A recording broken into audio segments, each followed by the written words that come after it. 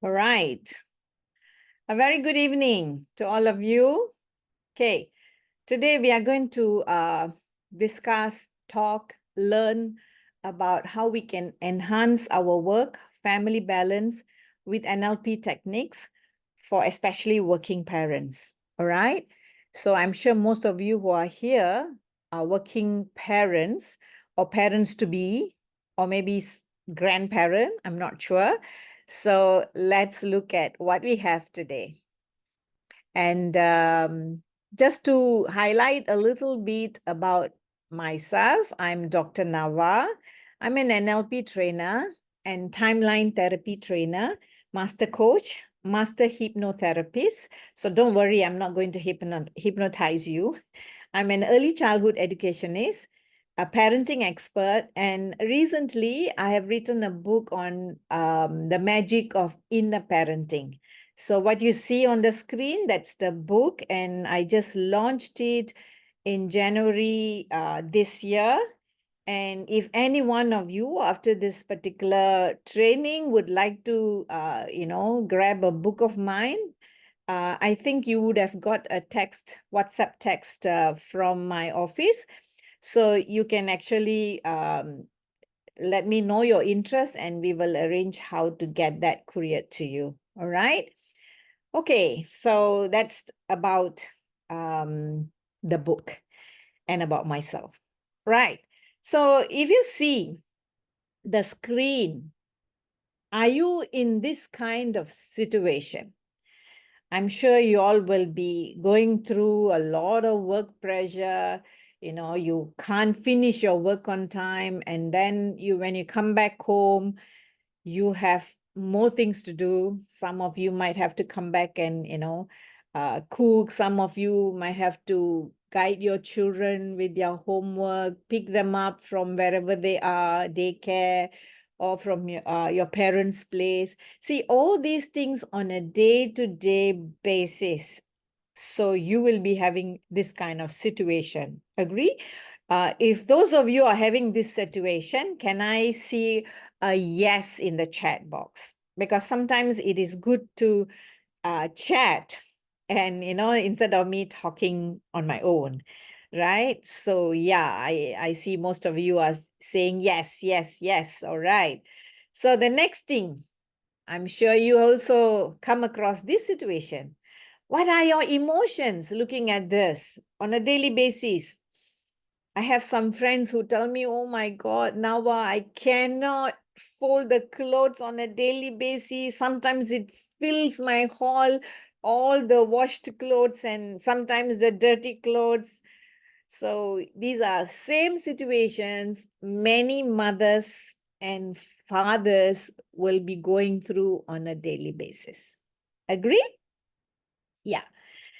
And this, yeah, on your way home or on your way to work, daily traffics, and yes, all these things are something that is boggled up your head.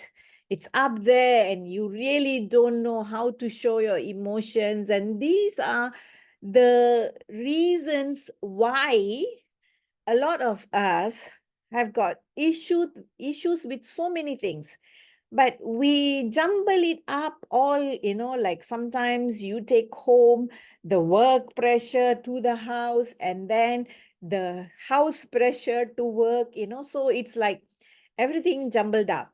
And today you are here to learn how to go about balancing that. Okay, so do you feel all these affecting you as a parent? Are you having an imbalanced work-life family? If your answers are yes, yes, yes, you are in the right place. Okay? Yeah, oh yes. Okay. Right. So now today I'm just going to introduce you a little bit about NLP. I'm sure some of you would have heard about NLP. What is NLP? Neuro-linguistic programming. It's a set of techniques and approaches that help us understand how our minds work. And more importantly, for us as working parents, how we can use this understanding to communicate more effectively with our children and build stronger connections with our families.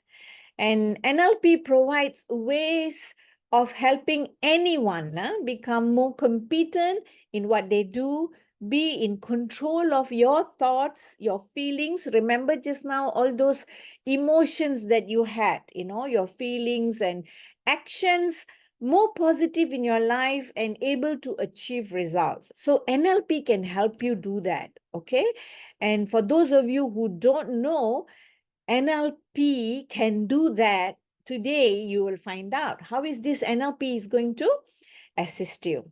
NLP is about understanding what that we navigate life using our internal maps. When I say internal maps, it's crafted from our sensory experience. If you see from the at the site here, VAKOG, in short, we say VAKOG. This is what you see as visual, and auditory, what you hear, and kinesthetic, what you touch, you feel, and all that. And olfactory is your smelling, and gustatory is your sense of taste. So these five elements that we in our day-to-day life go through, these are what we call sensory experiences. And these sensory experiences, these are maps that guide our perceptions, our behaviors, and the decisions which are often happening unconsciously. Now, in NLP, you need to now know there's two things. One is conscious and one is unconscious. How are you going to know what am I doing consciously and what am I doing unconsciously? It's basically conscious is what right now I'm conscious that I'm sitting here and talking to you all. What is happening unconsciously is deep inside, okay? And we are going to, in NLP, it's all about unconscious, okay? Or some people, they call it subconscious. So NLP tools help us to maximize our potential. So it guarantees best results and it helps turn our negative behaviors to positive one. So I'm sure just now, when you look at the, the traffic, when you look at the house with a lot of piled up work, what will happen? You have a lot of negative emotions coming to you. So how are you going to switch that? How are you going to take it into a positive way? So NLP helps you to navigate these internal maps. When I say internal maps, it's what's happening in your mind, what's going on in your mind, and using with the sensory experiences that I spoke about. See what you see, like the traffic you see, and you get like, oh my God, not again. And you see the unwashed dishes, you see everything that is making you feel like overwhelmed. You hear the children making lots of noise and, fighting, what you hear and whatever you feel, kinesthetic. And of course, the smell and gustatory, the taste, all these, which gives you the negative, means now you are going to make it into positive. You see, we human beings are constantly taking in information through our five senses, and we are processing it in an average rate of 4 billion bits. It's 4 billion bits of information per second. And the majority of this information, absorption or assimilation, in Bahasa you say penyerapan, you absorb it. It takes place unconsciously. I just told you about the unconscious, right? We don't consciously feel it or realize it. It happens unconsciously.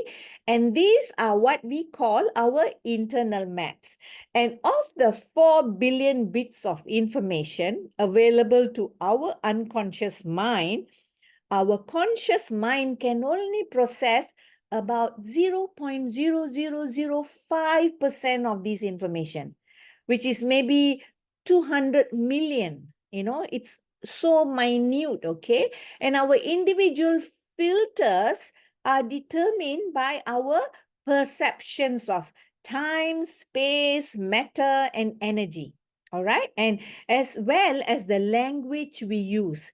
So our understanding of words, our gestures, our memories, the unique way we go about making decisions, all these, the patterns we look for when selecting certain information, our values and beliefs, plus our overall attitude. You know, when we have certain attitude, see, this attitude comes from what we perceive, what we see, all right? So let me put it in a simple term. When we say something or do something, they are mostly from a particular pattern where we could have grasped them from our parents or our teachers or anyone else who is close to us. Agree? Can I see in a chat box? Agree? Do you all feel that if you are speaking in a certain way, if you are behaving in a certain way, most of these are like maybe like your mom, maybe like your dad or your teacher or somebody that you are close to. So these patterns has come into our life. Okay. So even the language we use, right? How we speak, it will be like someone like who is close to us. So these are the beliefs, the values, and the patterns we stick to. We stick to this, okay? Right. So that's how this NLP is going to be elaborated. Now, how can NLP change people's life? So as I was saying, NLP is going to change your life. How is it going to change? Now, just to highlight to you what NLP is. Neuro and refers to our neurology, our mind, and how we process the information. And linguistic involves the language and how we use it to communicate with both ourselves as well as with others. You know, when I say ourselves, remember this is like our self-talk. You know, a lot of time we talk to ourselves first before we talk to somebody. So imagine if you are not talking to yourself positively, you always have negative self-talk or whatever, then it's going to affect your life. And the next one is programming. It refers to the patterns of behavior and the thinking that we develop over time. So NLP, neuro-linguistic programming, is all about that, okay? And sometimes there's a big question mark here. What do you want in your life? See, sometimes we don't know what we want in our life. We don't know, or maybe we know, but we don't focus on it. We don't elaborate on what we want in our life. Okay. So we are always like, like live the life as it happens. I'm not saying it is not right, but you have to have some kind of focus in your life. When you want something in your life, for example, today, you all are here because you want to make your life better. You want to have quality time with your children or with your spouse or even at your work. So that's why you are here, right? So basically, when you know what you want in your life, you can do things better. All right. Now, the words that we use determines our rep system. Rep here is representational system.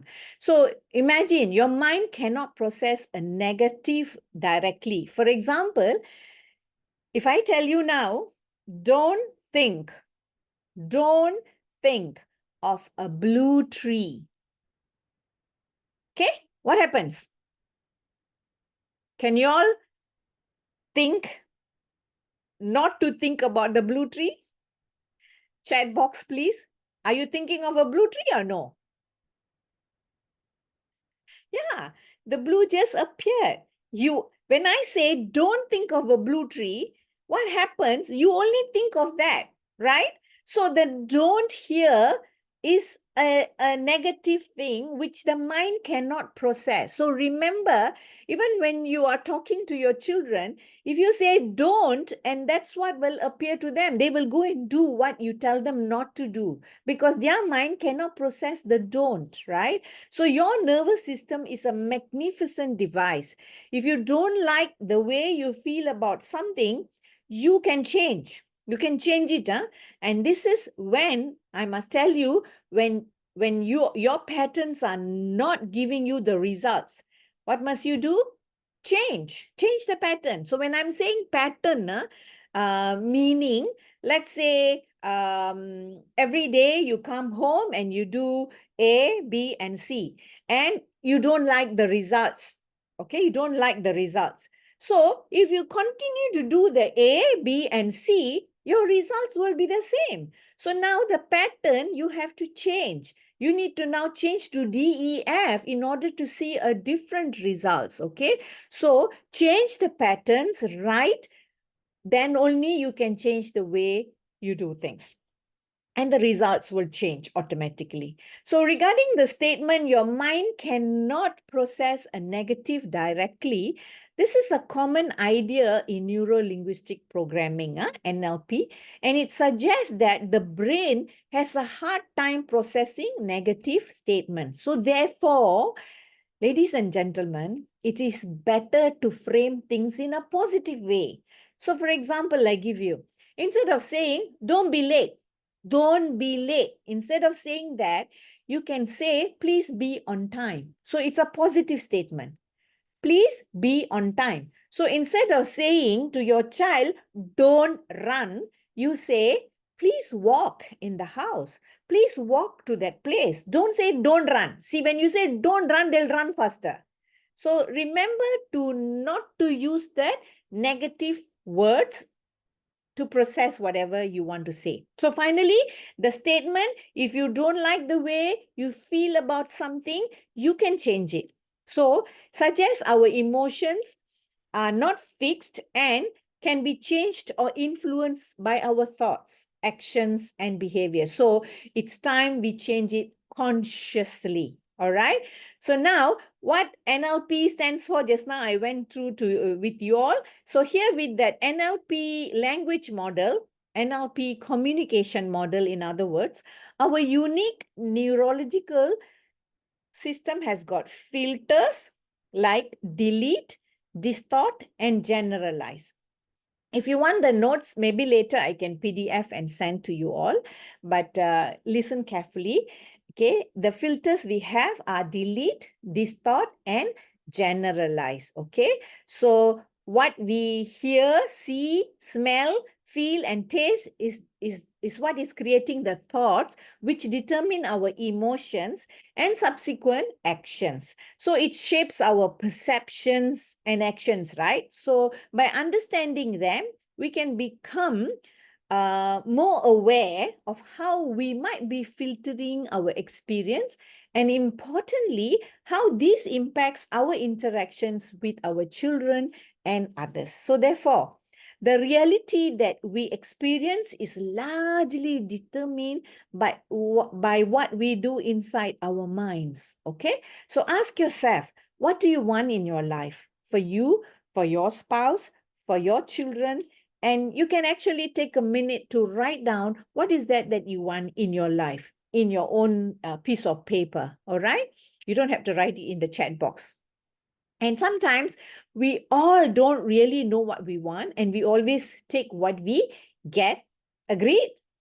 So now the NLP language model or communication model helps us how we understand our brain process information. So think of it as the way our minds filter vast amount of information we encounter every day to make sense of the world. So the filtering happens through three main processes, right? Deleting, distorting, and generalizing. So I'm going to just explain to you what is this deleting, distorting, and generalizing, okay? First is deleting. Deleting refers to how we unconsciously ignore or just omit certain pieces of information.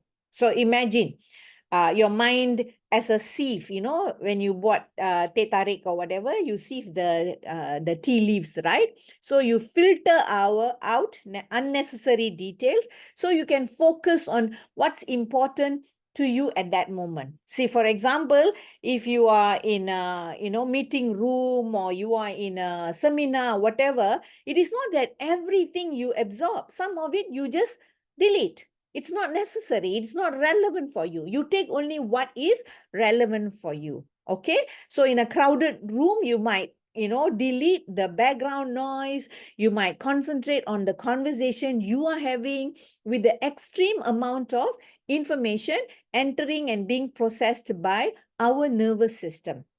So we are forced to omit certain aspects of our current experience, and by selectively paying attention to other aspects of it. So in other words, we focus on what is apparently most important at a specific moment in time, and the rest is deleted from our conscious awareness. So that's how deleting happens.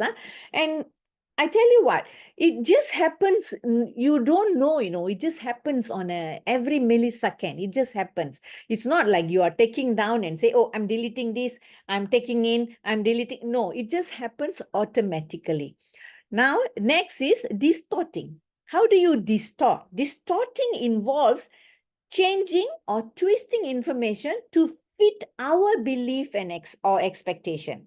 So it is like looking through a fun house mirror that alters, reality. For instance, if you are worried about being late, then you might perceive the clock as moving faster than it actually is.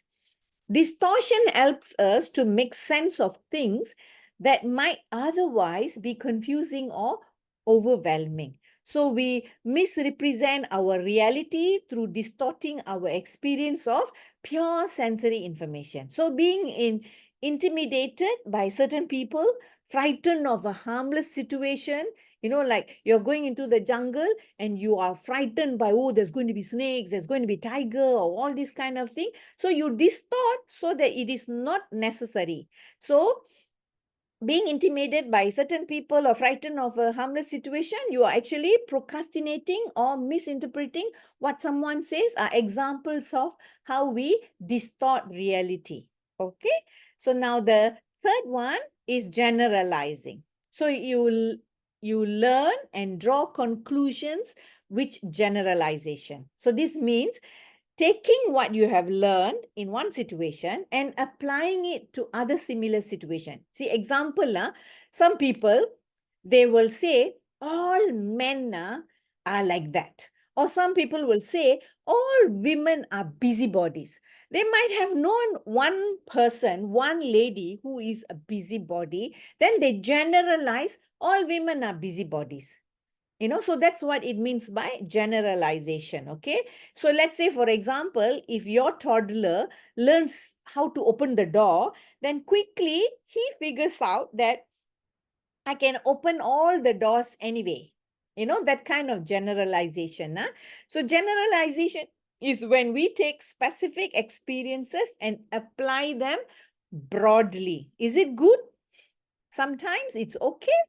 Most of the time it's not. So it's a way for our brains to simplify learning and understanding. So for example, if you touch a hot stove once, then you will quickly learn to avoid touching stoves in general. So while generalizing can be helpful, it can also lead to stereotypes, as I mentioned just now, that all women are busybodies or all men are, very rude to women, that's that kind of thing. So parents need to be careful. So your negative experiences can also lead to generalization. So if a child gets bitten by a dog, they may become afraid of all dogs for life. So this is again generalization. So on a personal level, understanding that NLP communication model and using NLP techniques allows people to be better in control of their own thoughts and feelings. So when we are less impacted by our outside circumstances, because we control our internal processes, now we can find more fulfillment in life. So this gives us a mental freedom, empowered responses, and more mindful interactions with others. So let's put this into a parenting context. Imagine your child drops a glass on the floor and breaks it. So what happens? You might ignore the action, deleting, you might ignore the action and the mess, and then continue with your activity, missing an opportunity to teach on being careful and responsible. So if you delete, so this is what's happening. If you distort, you might think my child is always so careless, and even this is a rare accident. That is called distorting. Now, generalizing, you might conclude kids are always careless and messy and feel overwhelmed by parenting. So, in that particular situation, when your child drops a glass and breaks it, you are doing these three things automatically. Okay, so that's what it means by delete, distort, and generalize. Okay, so now in such situation, okay, NLP can help you develop a clear understanding of how you see yourself and the world. So it uses the words, actions, and your way of thinking to change how you view life and teaches you essential techniques you can use to transform your life. All right, now I have three questions here. Do you want to make significant positive changes in yourself? You can answer in the chat box. Huh? Do you feel frustrated when you can't approach problems objectively? And did you see how sometimes our thoughts can change and surprise us? So, what are the answers? If the answers to all these above are yes, you need help. Okay, only one yes. Do you want to make significant positive changes? Yes, of course. Do you feel frustrated when you can't approach problem objectively? Of course, yes, right? You feel frustrated when you cannot handle the problems. And did you see how sometimes our thoughts can change and surprise us? So these are all questions which your answers are yes. Okay, so what do we do now? In such situation, if your answer to these and similar questions are yes, you probably have noticed how limiting this can be in your career, in your relationships, in your finances, and all other facets of life. See, all these has to do with how your mind is hardwired to react to situations, peoples, and things. It can seem like a helpless situation because of the automatic responses. But the good news is it's never too late to change your life. NLP can help you learn the skills, behaviors, and attitudes you need to learn to improve your success in life, whether that success is in your career, your relationship, your business, your finances, and every aspect of your life. Okay? So now, work family balance and how can you enhance it? You see, we all have 24 hours in a day. And how much family time you have on a daily basis. Sometimes we have to sleep minimum 8 hours, but of course, some of you sleep 6 hours, some of you sleep 5 hours, I know. And your waking hours are 16 hours. If you take this, 16 plus 8, 24. Your waking hours are 16 hours. And if you look at what are the things you do on a daily basis, if example, I've given here, you wake up at 6 a.m., you make the bed, you prepare breakfast, feed kids, get ready for work or school, you cook, your office work, your household chores, shopping, grocery purchasing, nap, sending kids to school, tuition, extracurricular activities, and what else? So many other things. All right. So with all these things, okay, you feel like overwhelmed. I don't have enough time. Everybody have got 24 hours. Um, our Prime Minister has got 24 hours. He doesn't have extra hours. The President of United States also have got 24 hours. But how some people can manage and some people can't.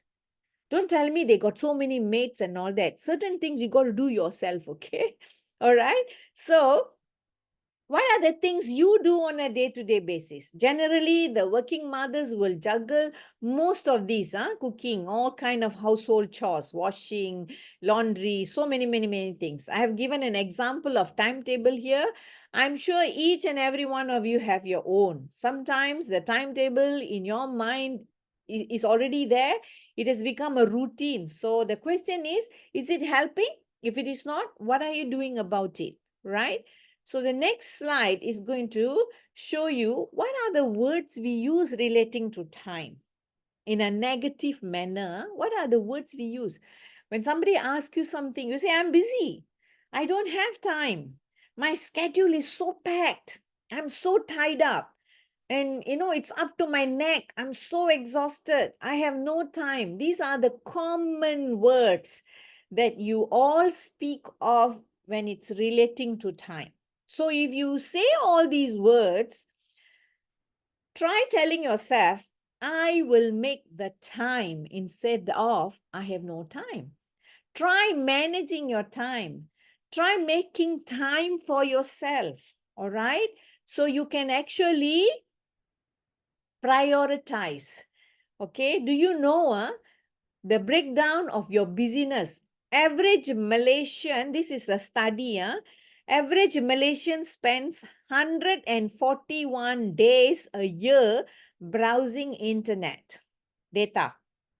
In general, time spent by Malaysians, 3 hours and 1 minute a day on social media. See, this is the statistics. World's top 10 countries spending most time on their screens. Malaysia stands number 6. Okay, number 6 in scrolling your smartphones or your computers and all that. So what does that mean? I'm not saying you shouldn't. I'm not saying you shouldn't be social media savvy or whatever.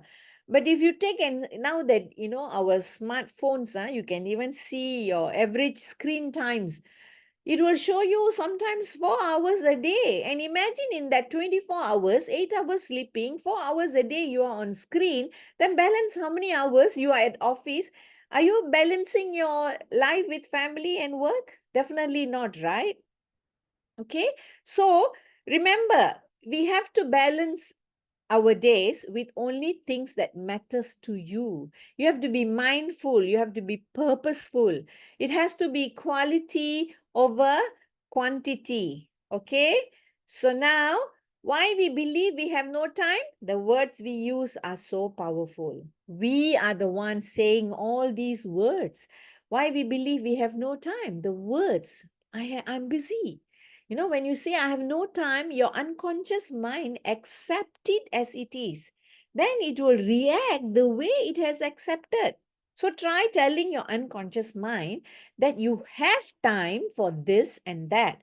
And this is why we need goals and affirmations. We need to have our time, our goal and affirmation that yes, you are doing this. For example, you are affirming on a daily basis, I'm so happy that I'm exercising daily and keeping my body fit. So when you're affirming, that means you will find time to do that exercise, to take a walk in the morning, to go to the gym. You will find time because this is what you are affirming. So as you affirm this, your unconscious mind will ensure you exercise daily. Similarly, you can also affirm all other things that you want in life. So if you are a person who wakes up at 8 a.m., try waking up at 6. You will have additional 2 hours to do so much. So all great leaders and achievers sleep less. Do you know that? So they have quality sleep, not the quantity sleep. So it is important for us to maintain that kind of self-motivation, self-awareness. What are we doing daily in our life to grow, to progress? That's the question. Actually, it's a very powerful question. What are you doing daily to become better than yesterday? You don't have to compete with other people, your neighbors or other people. You just compete with yourself. What can you do better today compared to yesterday? So please rewrite the past patterns. Remember, I was explaining to you about the patterns. So you now rewrite the patterns of your life with regards to time. See, all change is hard at first. It will be messy and destructive, but it is for good. So just remember that. Hit it in the first 21 days. Just 21 days, you make these new patterns in your life. When you hit it, then it will get it into your routine, your life's routine. So once it becomes a routine, life becomes easier, smarter, more positive. And just remove all the negative words from your mind. Our children are imitating everything that we say or do. Have you seen a child who picks up a phone, a mock phone or whatever? I'm busy, I'm busy. He or she is imitating the parent. I'm busy, I call you later. Because this is what the parent is talking, and they are just imitating the parents. So imagine a 2-year-old, a 3-year-old is already saying busy because the parents are the role models for them. Okay? So parents should be setting their priorities right. What is important, urgent, and what can wait? So set your SMART goals. How often we schedule our family time? Some people, they don't have a schedule of family time. Family time, if it happens, it happens. If it doesn't happen, it's too bad. That kind of thing. No, it should not be that way. You need to prioritize your family, because your children, once they are grown, they are not going to become smaller again. The time is too, fast. Everything is, passing so fast that you don't have any more time to rewind. This is not a movie where you can rewind and watch back. It's if it is gone, it's gone. All right. So now let me just teach you a little bit of how you can transform yourself. So do you want to know how to prioritize? Step 1, you have to list down what are the urgent and important things. And number 2, they are urgent and they are not important. Urgent but not important. And 3, they are important but not urgent.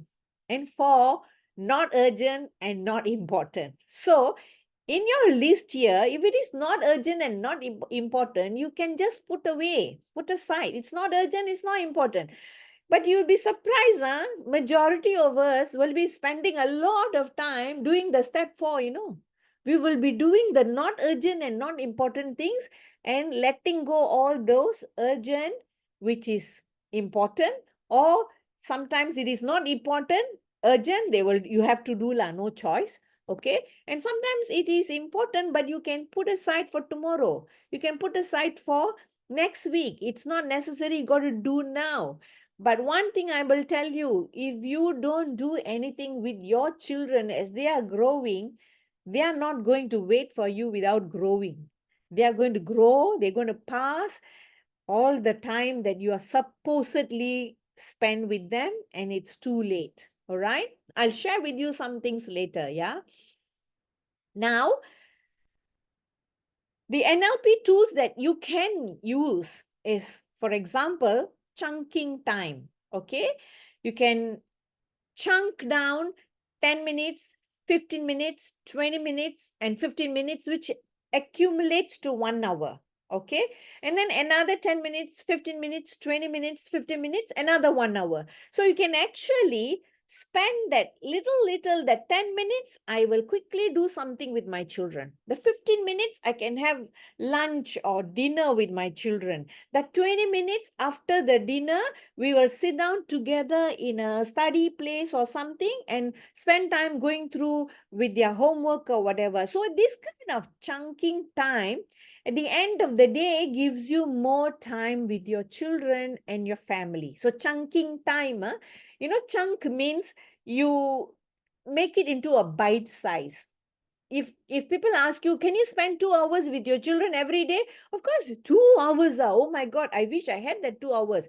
But if you chunk it bite size, you actually have 2 hours with them. Okay, and this can also combine task. For example, when you are cooking, get your children to come and assist you, so they are cooking together with you, helping you to cut, wash, and all those kind of thing.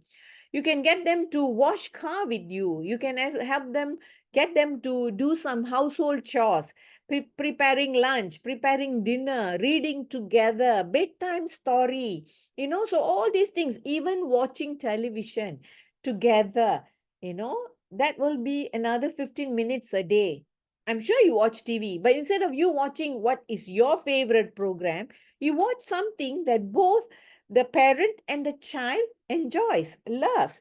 So this is what makes the time, quality time with your children, that makes, at the end of the day, win-win situation for both parents as well as the children. So later in life, the children will remember all these times spent with their parents. Oh, I used to have this, I used to do this, I used to help my daddy wash car, and I used to go to the storeroom and find screws and nuts, all those kind of things that will take them a long way. Okay, so only if you plan this way, you can achieve the work family balancing time. So you must have quality over quantity time with your children. Remember that. Combine your daily task with your children. Prioritize your task. Some tasks are not important, as mentioned just now. They may be urgent but not important, like a message tone in your WhatsApp. The WhatsApp tone, the message coming in. Sometimes people can get like immediately must take the phone and check. Immediately must take the phone and check. Is that important? If something is so urgent and important, they won't send you WhatsApp message. They will call you, right?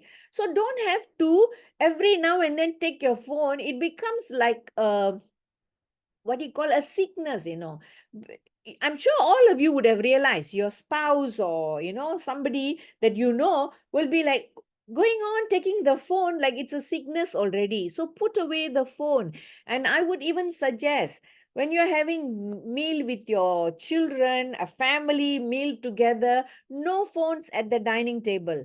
Put it away in a basket. You label it, phone, mobile basket or whatever. Everybody hand over their mobiles and go and spend quality meal time together. Speak about their day, speak about so many things. Okay, so the WhatsApp tone, the sound is not urgent at all, it's not even important, so you got to prioritize your whatever you do. Okay, and then next thing, modeling. You see, learning by observing and, replicating some successful behavior is what you call modeling. See, for example, if I want to be rich like someone, I have to model the behaviors of that rich person. That means what time he gets up, what are the things he does. I model all these behaviors so that I can be rich like him. So similarly, this modeling is two ways. One is you model the patterns of somebody that you wish to become. And the second part is your children are modeling after you. That means you are the role model for your children. So what you do is what your children will do. Like just now, as I said, they pick up a mock phone and say, speak exactly like you. So they are modeling towards you. Now, you need to have positive parenting models. What are we letting our children model? Our behaviors and our actions. So you want to do like doing homework with your children, having meals together, taking the children for nature walk. All these are good role modeling for you to have with your children. Okay, so modeling techniques, you can explore ways parents can model certain desired behaviors for their children.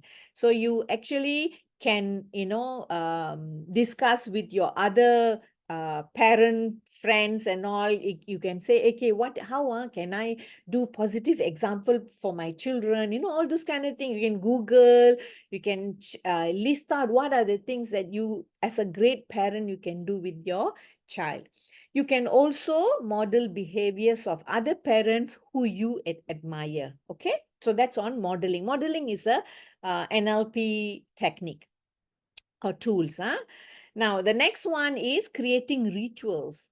You all know what are rituals, right? So creating rituals with your children can be a wonderful way to strengthen your family bonds and create lasting memories. How can you do that? For example, the morning hugs. I like the way the Malays, the Muslims, when you send off your children or your spouse to work or to school, they salam, right? That is a wonderful ritual that everybody should have, the salam. So morning hugs, special handshake with your child. So these are the kind of rituals that you can create in your family, and that will be a lasting thing forever. And then you can have mealtime connection, as I mentioned just now. Sit down together for meal and eat beside your child. Use this time to talk about your day. You share stories and connect, okay?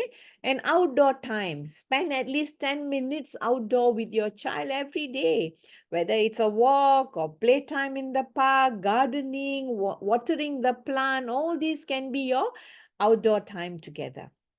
And of course, if the children are very young, you can have bath time. Even bath time can be something very soothing and relaxing. Remember that rituals are about connections, presence, and the shared experience with your family.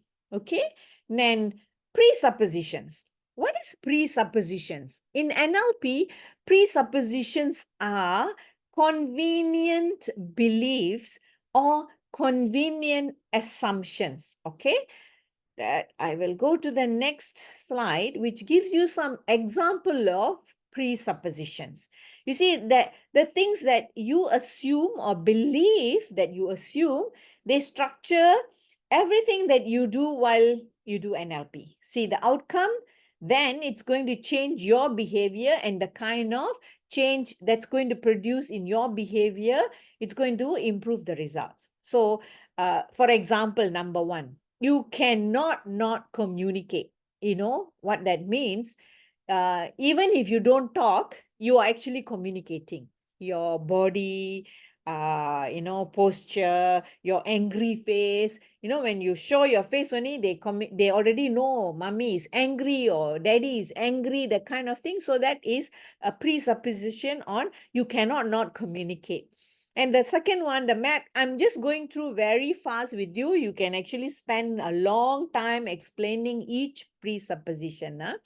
The map is not the territory, which means whatever you think is different from somebody else's thinking next to you. So your map is not the territory. Okay, so everyone has got different map of their own world, and you shouldn't assume what you think is what has to be accepted by everybody.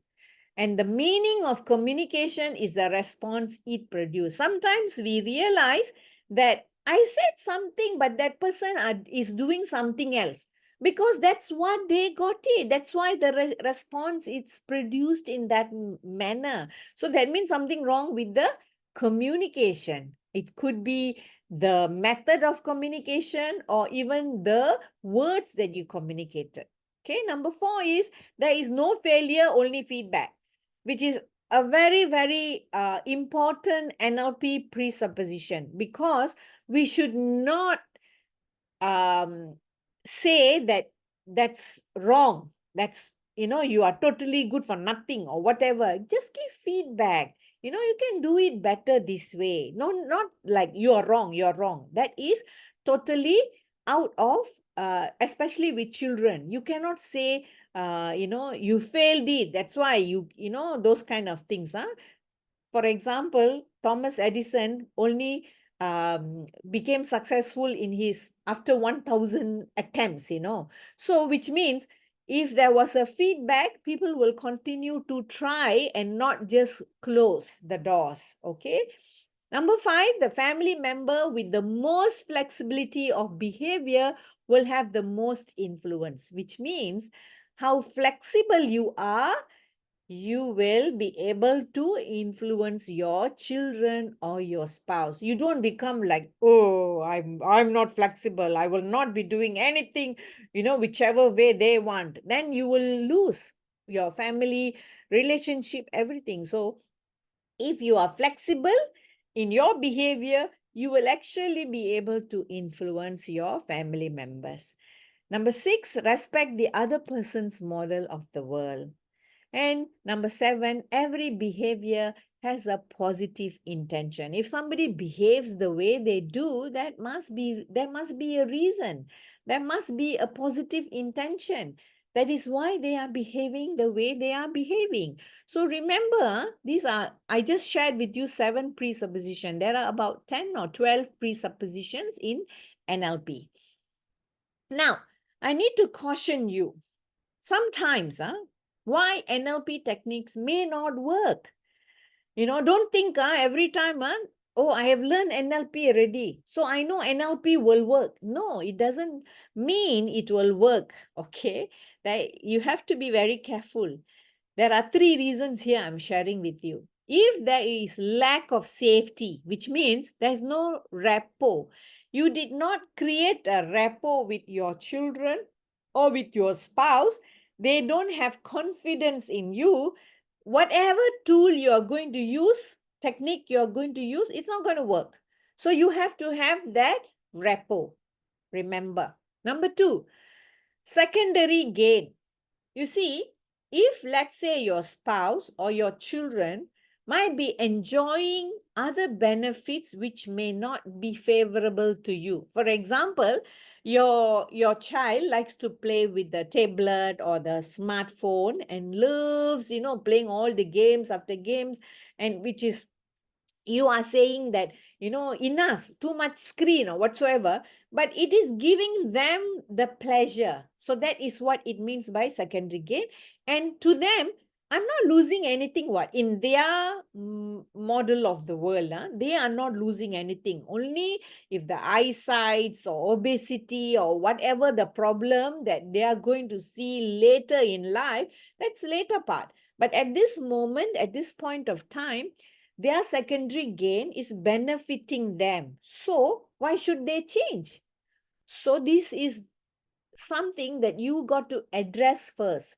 You need to address that problem, then only your tool or your technique can work. The NLP technique can work. And finally, the desired change is not in alignment with the higher logical levels. Now, this gives you another thing. Okay, what is higher logical levels? Okay, see, if you look at number 1 to number 6, the highest level is spirituality or a purpose in life, which is connection to a larger system or meaning. The lowest, you see the environment, where and when something happens. Then the next is behavior. Some specific actions are taken. Number 4, capabilities or the strategies, the skills and abilities. Number 3 is beliefs and values, which is what is important or true to that person. And finally, number 2 is identity and mission, which is the sense of self.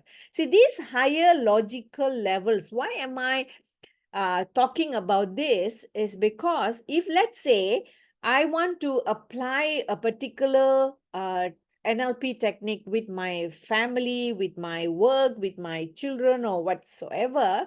Now, if my identity, my sense of self is not there, I am actually trying to change at the behavior level, which means after learning from Dr. Nawat today, I'm going to change my behavior.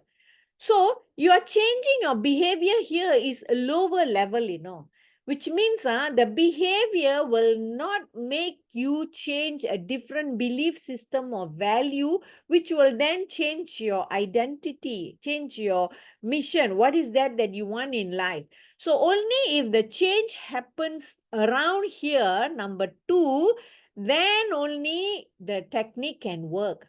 See, you cannot change the environment or the behavior or even your capabilities. You change, you expect something to change. No, it doesn't work, because the root will be, the deep root will be there. I'll share with you an example, a case study.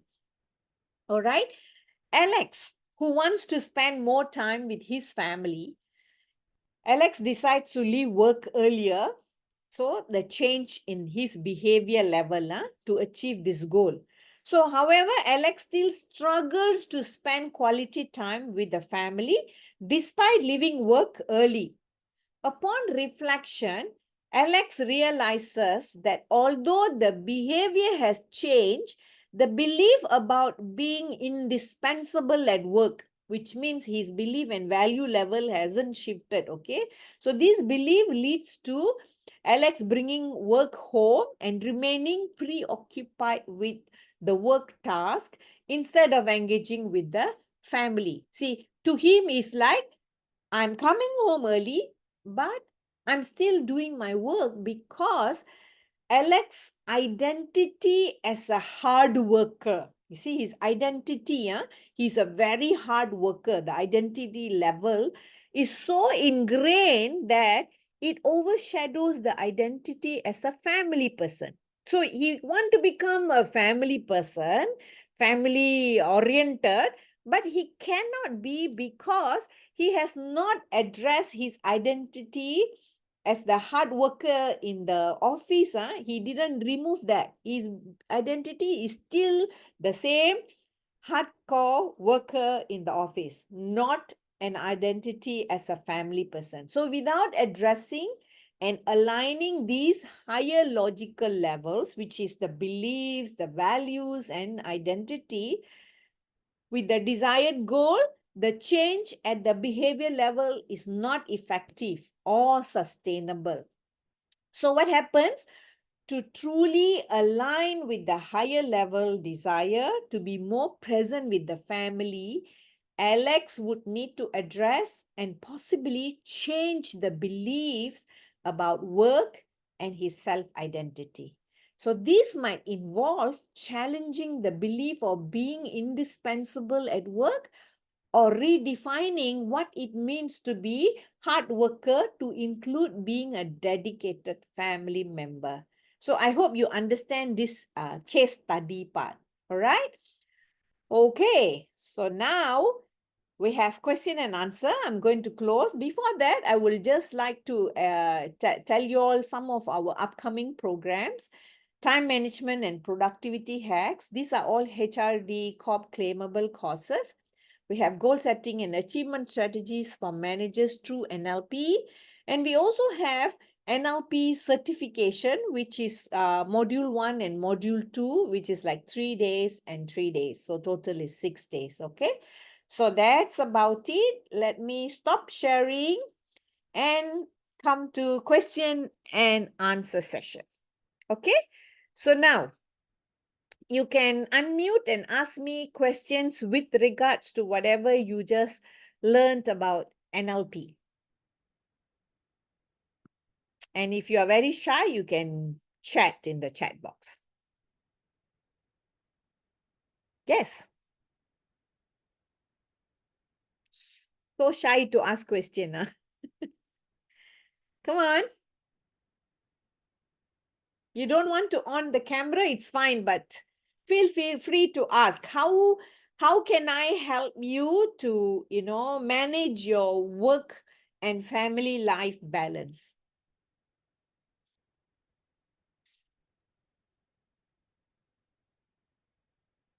You all can unmute, right? All of you are so silent.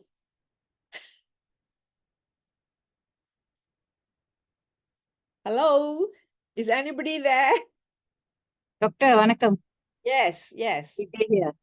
Just one question. How to manage our work, mm, family, and mm. social work. Can you please elaborate? Okay, very good question. You are into social work and you have family and you also have work, right? Right, Vijay? You muted yourself. Yeah. Yes, doctor. So Yes, you have work, you have family as well as social work. So your question is, how do you manage this? Am I yeah, right?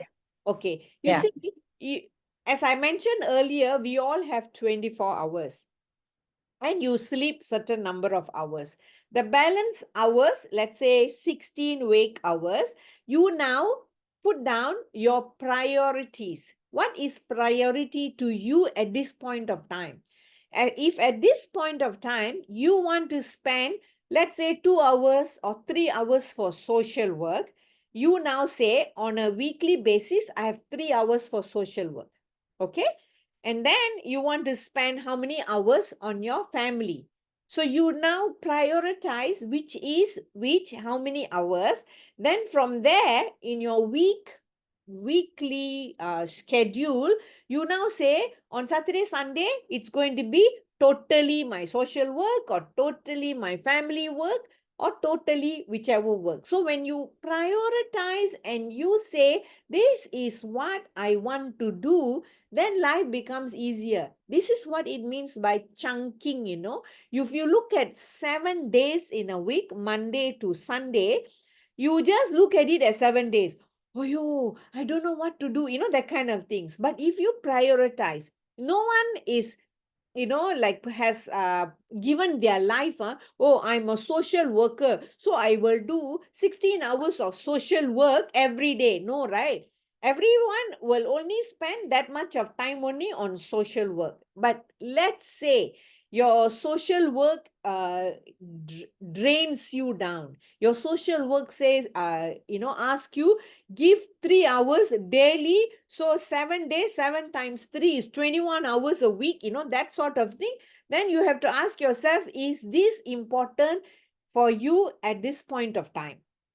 You got to ask yourself. If your conscience tells you, no la, now my family is more important, then you have to tell your social work that, okay, I can only give 3 hours or 6 hours in a week. So 6 hours in a week means 4 weeks in a month, 24 hours in a month for social work, 24 hours. So if you can do that, you can prioritize and time it yourself. Don't just like, okay, I feel like doing social work, and then I feel like doing this, then you end up forever not enough time. You get what I mean or not? Yeah. So you prioritize yourself in that way. I hope I answered your question. Thanks, doctor. But you see, sometimes we Yes. plan something, but Yes. you don't have because family events every weekends Yeah. and so on. Sometimes couldn't, scope that schedule. Sometimes that's Okay. what. This is why I spoke about higher logical levels. You see, when we have not changed our true beliefs and value system, we didn't change our identity, we only trying to change at the lower level, it doesn't work. Like sometimes you will be wondering, no matter how much I tell this person not listening. That means this person has only changed at the environment or at the behavior, but the deep inside, the self identity has not changed. So only if your self belief, the identity change, you now can accommodate. Like you cannot say, yeah, I plan, but my plan is not working because your self identity is not strong. That's why your plan is not working. So you got to go into your deeper level in order to make that change happen. All right. So ask yourself. Thank you, doctor. Yes. Anybody Thank you. else? Any other questions? I saw some people, someone said that you need time to process. Okay. Riz Nafisa is asking how to manage our schedule if we have overtime work. A very good question. When you have overtime work, that means you are a hard worker. Okay, so when you are a hard worker, your identity is your priority is you have to work hard. You need to do that overtime. So when you have so much of time spent on work, then you cannot, you can't divide it, so you have to tell yourself that, okay, I can only do overtime in a week this number of days. I can't do overtime every day. And you have to speak to your boss, because which is important, what is your priority, you need to tell, and identify that. Because see what happens in our life, given a chance every day also you want to do overtime because extra income, correct? But you must understand, is this extra income alone enough? You don't need your family balance? Then it's your decision, right? So you need to now say, okay, I need family balance, I also need work, but I need to balance it. I need to make sure that one does not topple the other. See, there are so many people out there have done so much of overtime, and then at the end of the day, they lost the family life. There's no relationship. There is a problem where children don't want to listen to the parents. Now, what's the problem? You need to go and see psychiatrists, you need to see doctors, you need to see this, that, because this part of your life is imbalance. So, do you want this imbalance and then earn money? So, that sort of thing. You got to sit down and speak to your spouse. Okay, who does the overtime and who takes care of the family? That sort of thing. Balancing has to happen. Okay, I hope I answered your question, Nafisa. How can we program ourselves to focus better in work and family time? You have to program because now, as I just mentioned, you see, you need to identify how important, how much you can do for your work and how much you can do for your family. You need to identify. I can't tell you. So imagine if you have 3 children and your wife is also working, you are also working, both people are working. Now the children need somebody, right? So this is then the family time is important, right? So this family time, you both have to sit down together. But if you are a single mother or single father, then again, all the more, you need to balance it very well. Okay, so you need to set aside this much of time.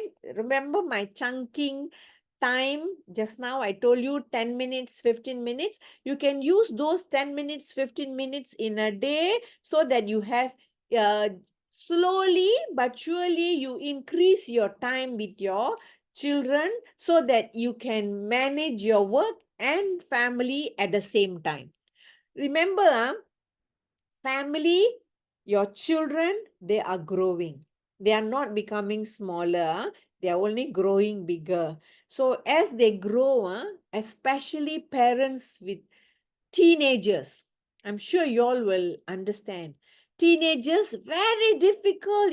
My teenager cannot listen to me. Cannot. Always on the phone. Always go and close the room door. I cannot communicate. All this, why it's happening? Because you missed their childhood time. You miss the time when you actually need to talk to them. Teenage time, you cannot talk straight away. Oh, okay, you're a teenager. Now let's have a talk. No, you have to build the foundation from the beginning. Your child from the age of 5 or 4 need to see you that, hey, my parent got time for me to talk. Then only they grow to be a teenager, they still respect you. If you missed this and then you want to reach out to them when they are teenagers, I have to tell you sorry, because it's not possible. Your teenager will not respect you because you left them alone when they were young and when they needed you the most. So remember, parents who have got young children who are 2, 3, 4, 5, this is the best time for you to spend time with them.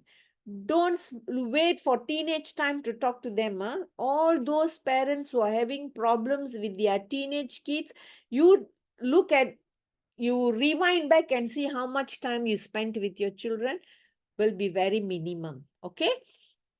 For the beginner to implement NLP techniques in daily life, what is the first step that can we do to change our response to certain situations? Yes, very good question. Take one thing at a time. I shared with you some tools just now. Those tools, which is like chunking time, modeling, creating the rituals, okay? And there are many other tools which I will share with some other programs.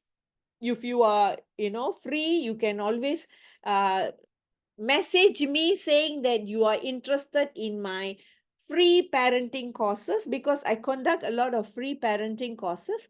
You can come in and learn on an ongoing manner. And remember, nothing can be just like changed just like that. You have to take time to change. Huh? And don't think NLP is something against your belief system. No, it's actually our mind. How we can be smarter. NLP is putting you in the driver's seat. If somebody else is driving, you are not in the driver's seat, you will have to go wherever the driver takes you. But if you are in the driver's seat, you decide where to go. So NLP is putting you in the driver's seat for you to decide where you want to take your car to. Okay. Now, I refer to Alex's case, how to develop our self-identity, especially when we are wearing many hats. As a woman, we are wearing many hats. As a woman, a mother, a wife, a worker, a daughter, does self-identity means choosing one over another, or is it possible to have several identities? I am a grandmother. I have 2 grandchildren. I have 4 children. I have 4 companies. I am in 3 major NGOs, and then 2 not very participative NGO. I still have time. How? I wear more hats than anybody else can wear. It is all how you manage your time. Your self identity, as I mentioned earlier, you need to change, meaning not one over another. You just have to say what is important for you at this point of time. Only you know best. If you are working, fine, it's good, because without work, how are we going to earn money? But that should not supersede your family life as a mom, family life as a daughter or as a wife, because what a family needs, maybe you only can give, not somebody else, not your neighbor or not your mate or whatever. So you can delegate. Why not? Delegate, but not everything. And manage the time in such a way that your self identity is right. For me, my self identity is I am a good mother, a good grandmother, good social worker, everything. I have already have my self identity. So in that case, I know how to prioritize. I know how to work my time in a way. I still go for a walk every day for 45 minutes. I still go to the gym once or twice a week. I still find time. So how can I do that and yet do so many things? Is because my self identity is very strong, and it has taken a long time to build that self identity. So having said that, only you know yourself better. You write down what is that you want in your life, how you want it, when you want it. All these things, you have to set your goals, affirm it, and you will get the things in a correct, full manner. All right. I hope I answered your question. Who asked that? Husna. Okay. Any other questions? Did I miss any other questions? Any other questions? How to manage our schedule if we have overtime work? Oh, okay, I answered that as well. Right? Any other questions? No questions? All right. If there's no other questions, as I mentioned to you, if you guys are interested in my parenting book, or if you are interested in my parenting talk, I don't want to pressure you by simply sending. If you send me a message that you are interested, then only I will proceed with the next move. Anyway, next Tuesday, there is another NLP session for managers, which is also for National Training Week by HRD Corp. That is titled on goal setting. So if you guys are interested, if you did not sign up for it, you can do so. And if you are interested to know more about NLP, in that also I'm using neuro-linguistic programming, you can benefit through that as well. All right. If there is no other questions, and if you are interested in my notes, everything also, only if you message, I will send you. I will not simply bother you. Okay. So that's about it. If there's no other question, thank you very much. And if you have not taken your dinner, you can go and have your dinner. Would you all like to have a group photograph? Maybe you would want to open your video so that I could take a photo. Yes, I think that would be nice, Doctor. Yeah, please. So if you switch on your video, I will take a group photograph.